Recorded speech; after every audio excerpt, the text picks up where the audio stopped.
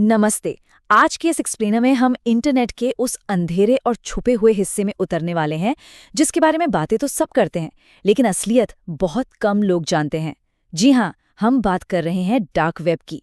हम सिर्फ इसके साइबर सुरक्षा से जुड़े तथ्य ही नहीं देखेंगे, बल्कि उन वायरल कहानियों को भी डिकोड करेंगे जो इंटरनेट पर तैरती रहती हैं। आखिर ऐसा क्या है इन कहानियों में कि ये हमारे दिमाग पर चिपक सी जाती हैं? चलिए पता लगाते हैं। तो शुरुआत एक बहुत ही दिलचस्प सवाल से करते हैं। इंटरनेट का वो 96% हिस्सा जो इंडेक्स ही नहीं है, वहां असल में होता क्या है? ये सवाल मैंने जानबूझकर यहाँ पूछा है। क्यों? क्योंकि इंसानी दिमाग किसी भी अनसुलझी पहेली को ऐसे ही नहीं छोड़ सकता। जब सामने इतना बड़ा रहस्य हो तो जिज्ञासा का जागना तो तय है ना। हमारा दिमाग हमेशा जानकारी के इस खालीपन को भरने की कोशिश करता है और इसीलिए हमारा ध्यान तुरंत इस सवाल पर अटक जाता है। चलिए सीधे फैक्ट्स पर आते हैं। क्राउड स्ट्राइक के डेटा के मुताबिक इंटरनेट के 3 मुख्य हिस्से होते हैं। पहला है ओपन वेब, वही जो हम गूगल या बिंग पर सर्च करते हैं। लेकिन हैरानी की बात यह है, जिसे हम पूरा इंटरनेट मानते हैं, वो असल में सिर्फ 4% है। दूसरा है डीप वेब, जिसमें हमारे बैंक अकाउंट्स, प्राइवेट ईमेल्स और पेवॉल्स आते हैं। ये हिस्सा इंडेक्स नहीं होता और इंटरनेट का 90% से ज्यादा हिस्सा यही है। और फिर आता है तीसरा, डार्क वेब। ये डीप वेब का ही एक हिस्सा है, लेकिन यहाँ ब्राउजिंग को टॉर जैसे ब्राउजर्स और भारी एन्क्रिप्शन के जरिए पूरी तरह से गुमनाम रखा जाता है। यहाँ किसी को पहचानना लगभग नामुमकिन सा है। अब जरा इस गुमनाम दुनिया के गैर कानूनी बाजार की असली तस्वीर देखते हैं। 2023 के डार्क वेब प्राइस इंडेक्स के आंकड़े सच में होश उड़ा देने वाले हैं। मान लीजिए एक क्रेडिट कार्ड की डिटेल्स चाहिए जिसमें $5000 तक का बैलेंस हो। डार्क वेब पर वो सिर्फ $125 में मिल जाएगा। किसी वेबसाइट पर एक हफ्ते का DDoS साइबर अटैक करवाना हो, उसकी कीमत सिर्फ $350 है। और ये सुनिए, सिर्फ $20 में, मतलब एक आम रेस्टोरेंट के खाने की कीमत में, किसी के पूरे 1 साल के नेटफ्लिक्स अकाउंट का एक्सेस खरीदा जा सकता है। ये आंकड़े साफ बताते हैं कि साइबर क्राइम आज के समय में कितना सस्ता, आसान और खौफनाक बिजनेस बन चुका है।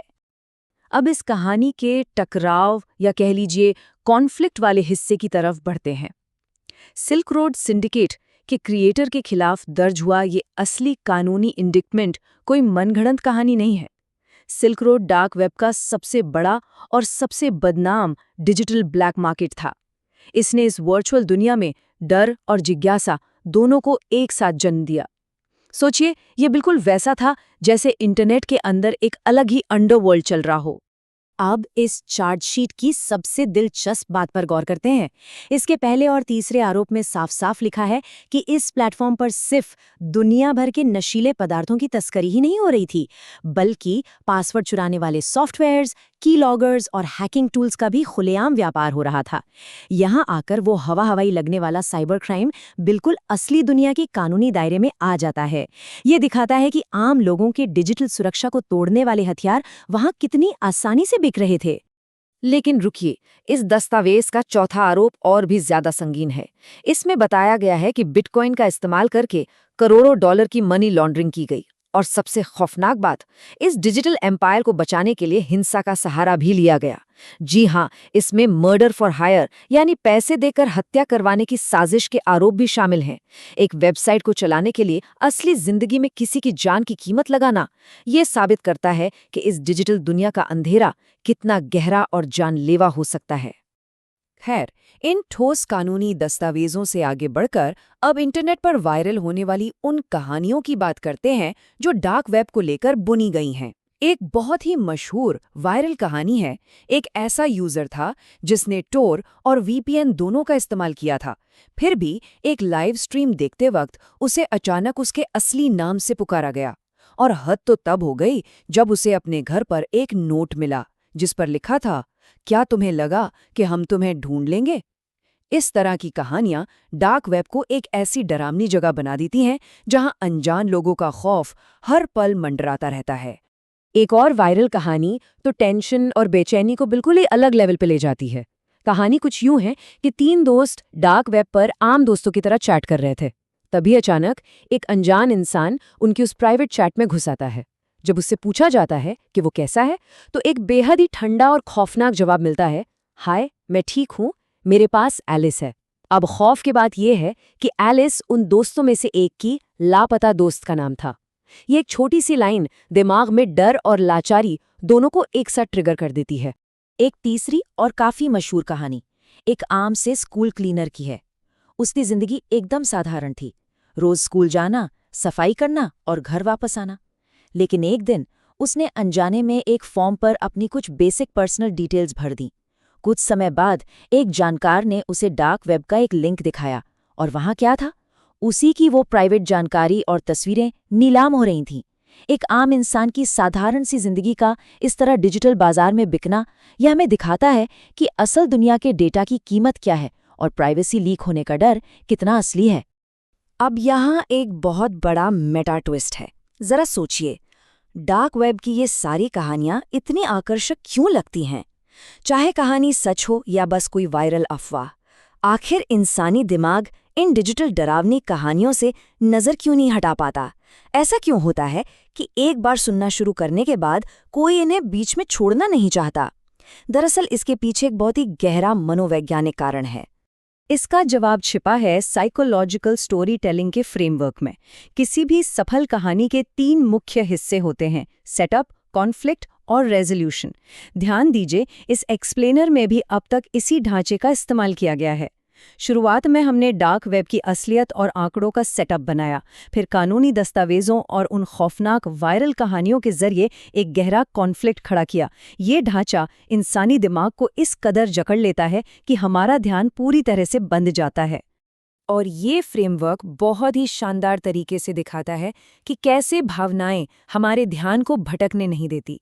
एक अच्छी कहानी हमारे दिमाग के कई हिस्सों को एक साथ एक्टिव कर देती है। जब छोटी छोटी डिटेल्स बताई जाती हैं तो जिज्ञासा बढ़ती है, और जब डर के साथ सहानुभूति और उम्मीद जुड़ जाती है तो कनेक्शन और भी गहरा हो जाता है। यही वो मनोवैज्ञानिक कारण है कि सूखे आंकड़ों के मुकाबले कहानियां हमें 22 गुना ज्यादा याद रहती हैं, क्योंकि वो सीधे हमारे जज्बातों पर असर करती हैं।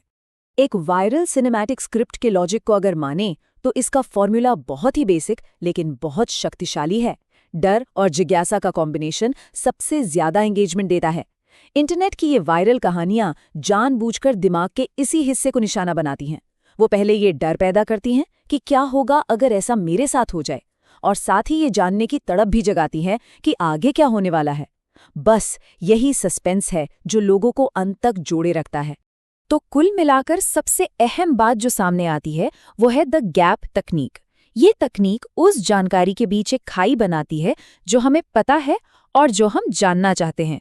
डार्क वेब के मामले में तो ये तकनीक एकदम परफेक्ट काम करती है, क्योंकि ये पूरी तरह से इंटरनेट के उस अनदेखे हिस्से पर टिकी है जो हमसे छुपा हुआ है। एक ऐसी जगह जहां किसी की पहचान नहीं पता और जहां का रहस्य कभी खत्म ही नहीं होता। अब हम कहानी के समाधान या रेजोल्यूशन फेज में आते हैं। तो सवाल ये है कि इन डिजिटल खतरों से बचा कैसे जाए? क्राउडस्ट्राइक जैसे साइबर सुरक्षा एक्सपर्ट्स खुद को सुरक्षित रखने के लिए कुछ ठोस कदम सुझाते हैं। सबसे पहले अपने पर्सनल डेटा को लगातार मॉनिटर करते रहना चाहिए ताकि किसी भी गड़बड़ी का तुरंत पता चल सके। सभी अकाउंट्स पर 2 फैक्टर ऑथेंटिकेशन ऑन रखना, मजबूत और अलग-अलग पासवर्ड्स का इस्तेमाल करना, और अगर कभी जरूरत महसूस हो तो अनधिकृत एक्सेस रोकने के लिए अपने क्रेडिट को फ्रीज कर देना। ये वो कदम है जो न सिर्फ सुरक्षा देते हैं बल्कि मानसिक शांति भी देते हैं। हालांकि सुरक्षा के ये सभी उपाय मौजूद हैं, फिर भी एक ख्याल तो दिमाग में जरूर आता है। अगर इंटरनेट के उस 90% से भी बड़े अंधेरे हिस्से में पहले से ही करोड़ों लोगों का डेटा मौजूद है, तो जरा सोचिए, इस वक्त ठीक इसी पल उस डेटा को कौन डाउनलोड कर रहा होगा? इस विचार के साथ हम इस एक्सप्लेनर को यहीं रोकते हैं। डिजिटल दुनिया में सतर्क रहिए और सुरक्षित रहिए।